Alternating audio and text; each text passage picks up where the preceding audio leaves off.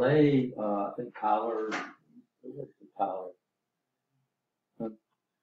Yeah. Jose and Tyler was out there looking for, trying to come up with a circuit for this logic.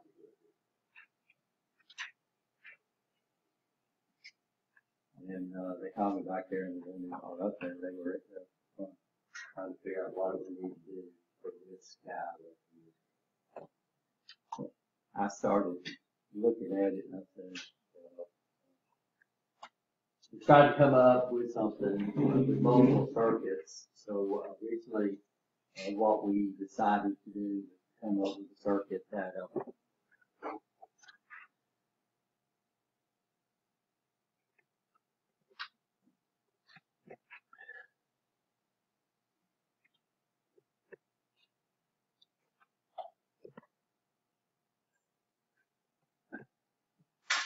it started off. Just don't zoom in on it, guys. I hadn't figured out how to get that. We started off with a circuit where we came over here and said, well, they have to do this with multiple rungs. So we thought we'd come up here and do something like this. I'm sorry. What we're going to do is work on the A. So that's a NOR, right?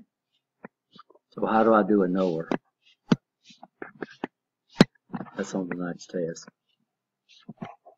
So I started out right, I should.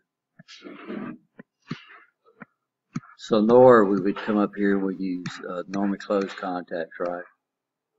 And then we'd come up and then we'd use one of our B3 files because this is going to be a, I knew it was going to do that. This is going to be a, and then we said, okay, then what would happen is we'd come over here and work on the AND, okay? But notice the AND feeds into a NAND, and then I said, well, we gotta, here's the problem that I ran into was that I came over here and looked at B, if I can get it over. And what I noticed right off the bat, we had B used twice. We had it used here, and then we had it used here. And I said, well, but here it's what? As a not verb. So what we come in up here is we come up with a B and a not B into a NAND case, which is not B. So what I did is I was looking at coming up with a Boolean equation for the circuit, and I come up here and this would be A or B, and then it would be that's the Boolean for NOR. And then I came over here and I said, well, this would be B and C, right? Everybody understand that so far? And then this right here would be not B. Then I would come through my NAND gate and I'd say B, C, then I would say and B not, then I'd put a bar above it. And I knew I had a problem right here. Why? Yeah, we got it. So if I just draw the B, if I just draw the B and the not B into a NAND gate. So here I got B, and here I got not B, and we can ignore C. And this is into a NAND gate. What would the output always be? There's no way in the world I can get all. There's no way in the world I can get all highs up there. No way in the world. Because you got a B and a not B. So I could bring C in there and it's still not going to make any difference because I can never, ever, ever, ever, ever. So I could come in here, I could bring C in. But I can never, ever, ever, ever, ever get this guy true, right? You understand? If this guy right here is false. So when this one's true, this one's false. When this one's false, this one's true. So there's no way in the world I could ever do that. But that's not what I did. I came up here and did the Boolean equation. So here I had B and not B, B, C, not B, not, right? And then I came over here and I said this would be B or C. Oh, I'm sorry, A or B. And then I'd say it's exclusive OR with this guy over here.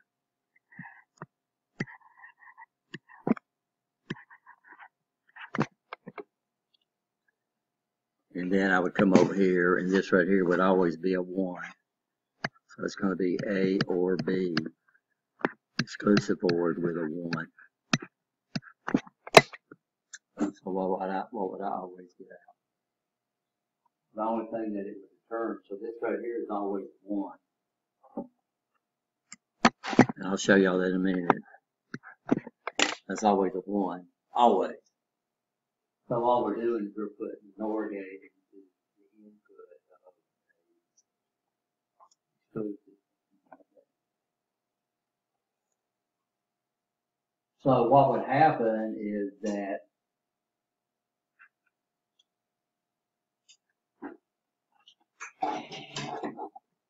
we got a program that we call electronic workbench that allows us to set up programs. If you don't let me out of this, here we go.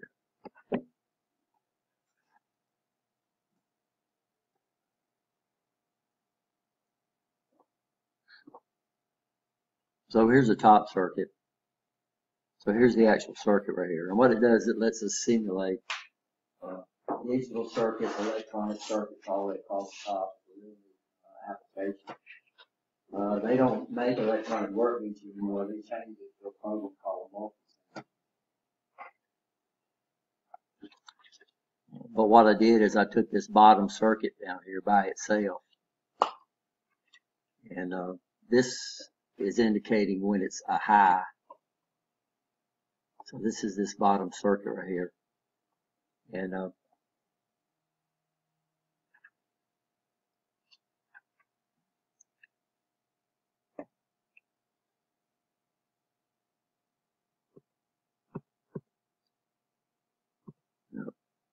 that's not the bottom circuit. But notice whatever I do with B and C. So I can come up here, I can make so here B and C are both lows. What is the output at the bottom? The light's on at what? Yeah, high or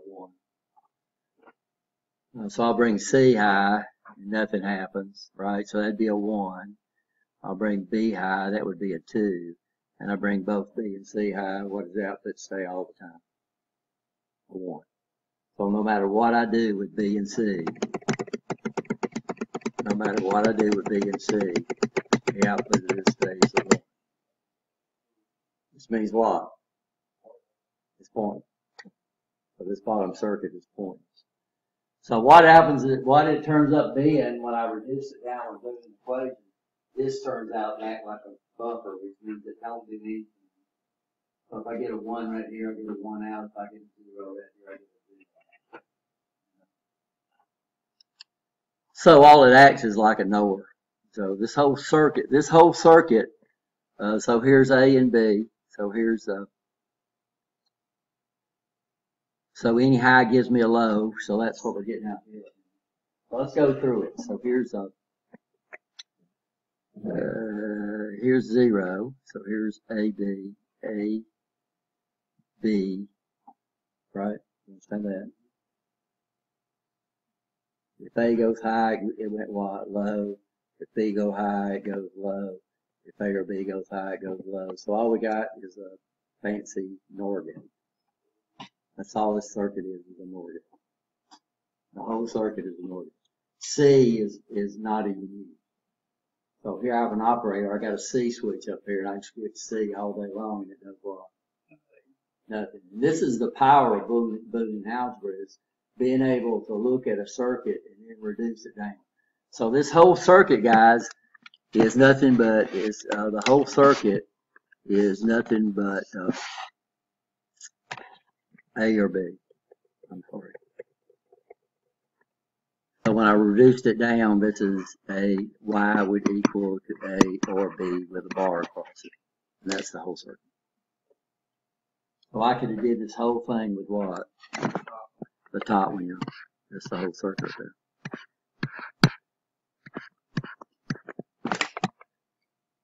So you say, well, what about C? Well, C has no effect on the operation of the circuit at all. So there's really no real way you should be able to wire the circuit up, right? Or program it. It would be extremely hard to come up with a program where C does what? Nothing. Well, not according to the diagram, it would never do anything. So this is the power of Boolean algebra, where I came up, set up the math equation, then I came up and I did what? Reduced it down and came up to this. And just to make sure you understood that, I did what? I wired the circuit up for you. And here's B and C, and no matter what I do with B and C, so B and C is the only thing that feeds the bottom circuit. And I can come up here and I can put B and C in any situation. And this always stays low. It always stays on, indicating high. Right? You understand that? And then if I put a high on one input of the exclusive NOR, it acts what we call a buffer. A buffer is kind of like a normally open contact, which doesn't do any logic. It's just there. Which means if I get a 1 in, I get a 1 out. If I get a 0 in, I get a 0 out. Now, if that would have been exclusive OR, it would have acted like a converter of power to power. So we're not going to do that activity. Because you'd come up with a big circuit that basically would be a waste of your time. No, you hadn't done it. That's the one you're working on right now. You called me over there, remember? We're going to do one. We're going to do activity 1, but we're just not going to do activity 2. Huh? Yeah. So I was looking back over the class. Like I said, this is not one of the classes that I usually teach. And we're going to have to kind of look at this. And then, so originally this was one of Nancy's classes. Of course, she turned assistant dean. And then she turned it over to Mr. Perry. And Mr. Perry passed away. And then we hired a new instructor, Miss LaGrange, and she taught it once. And she decided teaching wasn't made for her. Well, not full time. She wants to do some adjunct work for us, but so we got Miss Bush over there. So I've ended up teaching it.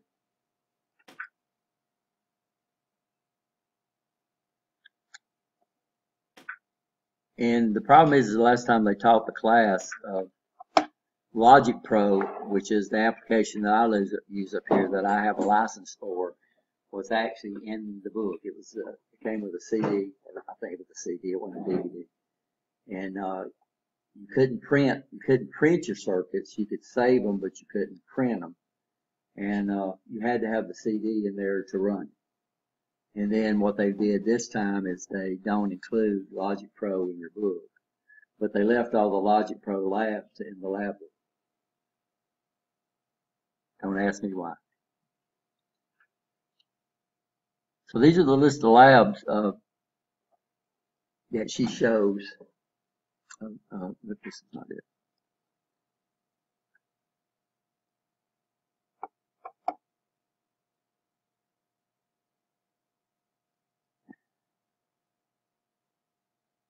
Yeah. This is the list of labs she shows that we're supposed to be doing. Now the first few labs are what? What's wrong with that? So we're gonna make those do. You've already turned them in, you're fine. But you now got your lab book. We're gonna make those do Monday, okay? And we're all home for the class. All the rest of these are in class. Now she says A and B, but that means activity 1 and activity 2. Like I said, once I figure this out, I'll get out to the lab and what we'll do next class, after we go over the computer portion of the test, what I've decided to do is to do test 2, probably test 3, the same way that we did test 1, where we'll give you a section that's homework that you'll take home, and it'll be due next class. And then what we'll do here is we'll do multiple choice true false here on that class. Sound okay?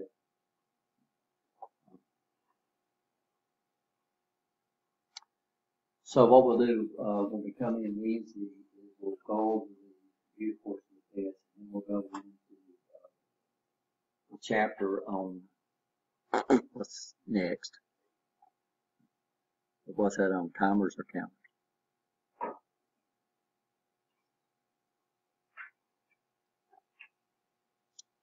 So we got 2 more lectures.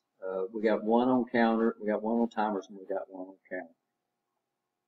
What we'll try to do is we'll try to finish up, we'll try to do the lectures Wednesday and get both those chapters out of the way. And then if we can do that, then we'll be in lab the rest of the time. So I'll look this up, and we'll have some labs we're going to require you to do. We'll require you to do, I think, 8-1 and 9-1. Those are your one's a timer lab and one's a counter lab.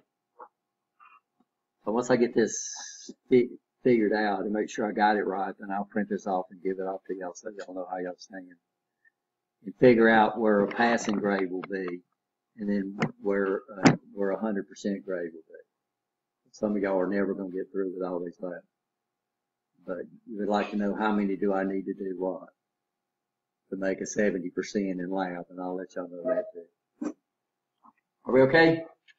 Any questions? Any questions about what's going to be on the test?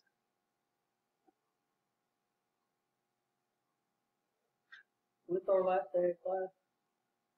That's a good question. It's on the, 15 to 14. It's on the calendar.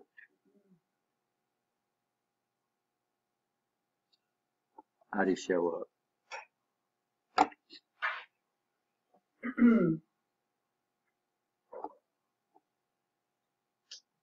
On time too.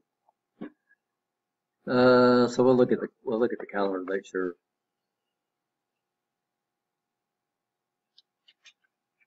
Because we shifted the first test.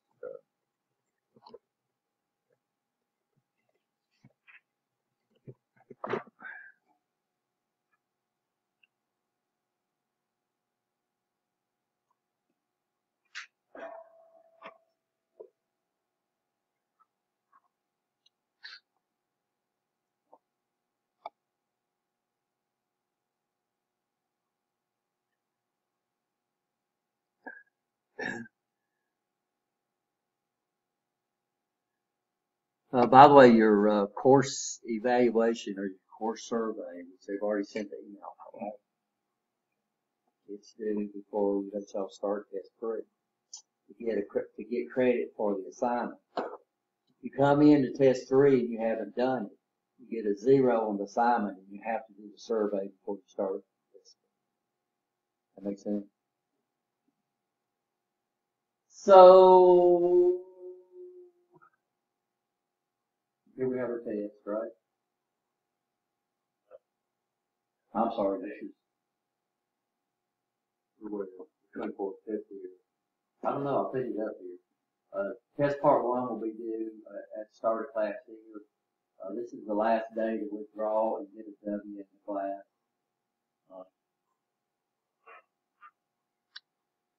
And then I'll put it on the I don't know why I didn't take it. And then our finals on the 10th. And then the test 3 will be on the 8th. And then T2 starts on the 5th. We actually sacrifice a day because the finals for midterms are always scheduled on Friday right here.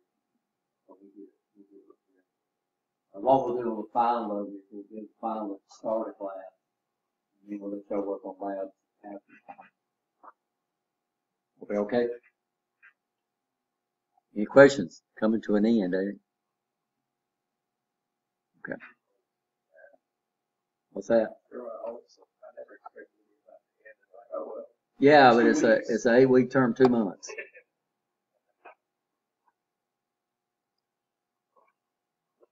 And like I said, so what we'll do Wednesday night is we'll go over part 1. I can't go over part 2 because y'all gonna be turning. Part 2, which the actual take-home portion is part 1, and then part 2 will be the multiple choice portion. So I'm gonna go ahead and give that out to y'all right now before I forget it.